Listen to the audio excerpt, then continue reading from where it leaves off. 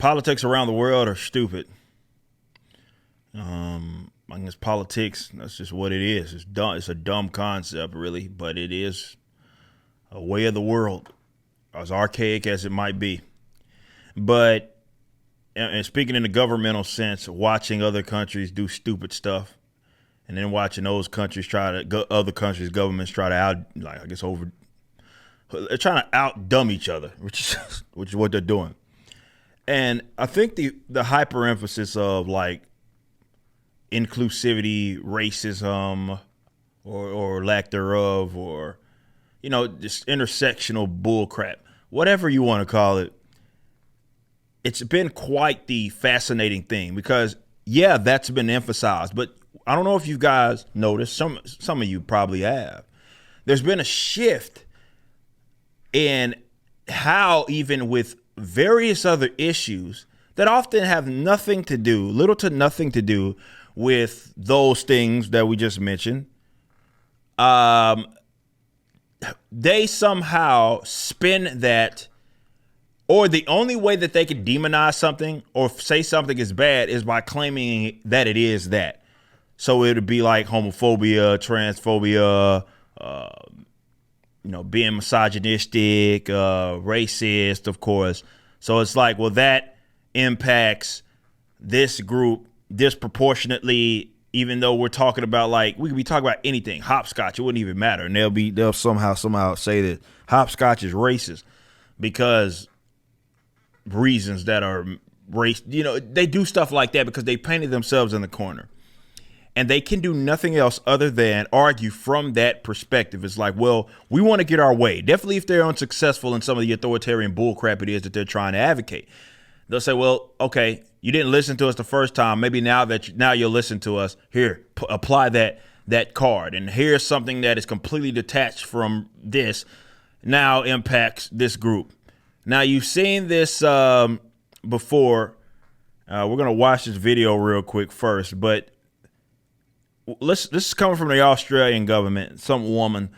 Let's just listen to her real quick. Insights. As we confront the climate crisis, women and girls' human rights must be at the centre of our collective efforts.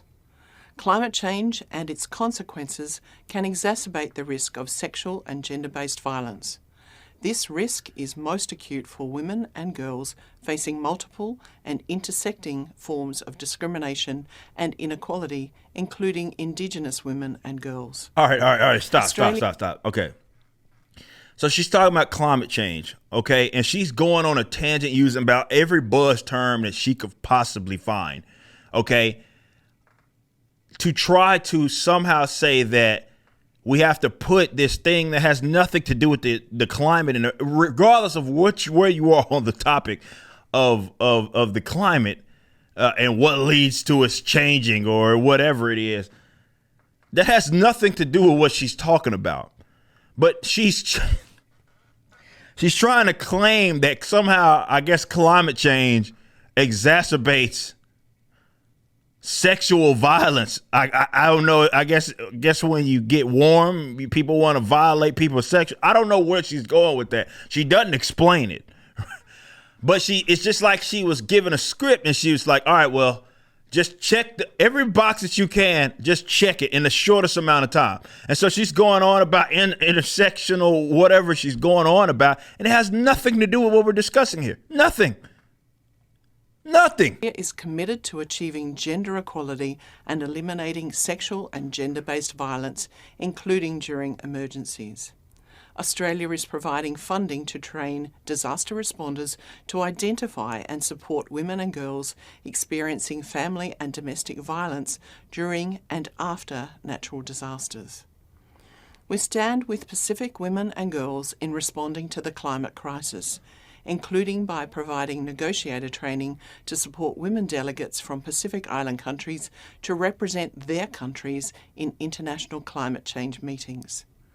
Women and girls in all their diversity must be able to live their lives free of violence. I agree with that part. Realising women's and girls' human rights is an important part of securing the future of our planet and a better future for us all.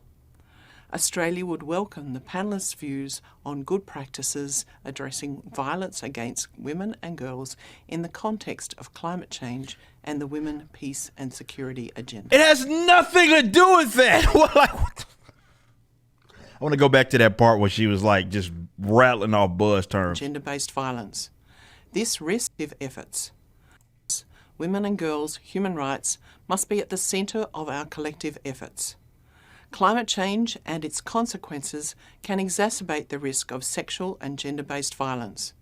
This risk is most acute for women and girls facing multiple and intersecting forms of discrimination and inequality, including Indigenous women and girls. She basically checked off everything there. She well played, well done. And of course, in the actual tweet, of course, and it's coming from this ambassador, right? She's the Australian ambassador for women and girls. Like they have an ambassador just specifically for the women and girls. And it says in the tweet, the consequences of climate change can exacerbate the risk of sexual and gender-based violence, especially those facing intersecting forms of discrimination. This is going to get more and more ridiculous until the people demand that this charade or this stupidity that happens by way of the government. I mean, Australia, you know, in the last 2 years, your government has been one of the more egregious. It's not the only one. It's not the exclusive one. I mean, United States has their own set of fake departments and fake jobs and a bunch of people hyper-emphasizing all this other stuff with various topics that have nothing to do with anything. Which is why you have mega corporations that sell electronics talking about diversity and other stuff. That ain't got nothing to do with nothing. But the advocacy and the emphasis of social justice has got them to that point. And because so many people unfortunately responded, not saying you guys or people that watch this, but a lot of people had to respond to those claims of racism or misogyny and some sort of discriminatory effort in that element, that now they have nothing else, or rather they feel like that's the only thing that they have to really rely on. Like that's their reliable trump card, for lack of better terms. Like they get to apply that, and then it's like, well, you don't want to be a racist, do you? You don't want to be a misogynist, do you? You want to help women, then support our climate change effort, which is basically the government funneling a bunch of money or stealing from folks and funneling a bunch of money to a bunch of other people in fake jobs so they can sit up here and scream at each other about how they can somehow get the temperature to either not drop as fast or not raise as fast. It depends on what time of the year that they're talking about with this, because, you know, sometimes it's global warming, sometimes it's climate change. But trying to get it within, you know, half a degree or something like that, well, women's rights depend on it. It's like, what? It's getting more and more ridiculous. Well, it's worked for them in some cases, I guess, which is why they continue to apply that default. You just listened to a clip from my podcast, For Canon's Sake, which is live throughout the week at 12 p.m. Central on youtube.com/YoungRipper59 and odyssey.com/@YoungRipper59. Be sure to check out my website, ericdjuly.com, so you can stay up to date with everything it is that I'm doing. You can also become a member and get access to a bunch of cool perks and exclusive content, which includes a social media hub where you can interact with myself and other members. It even has an app that you can get, which is now live in the Google and Apple stores.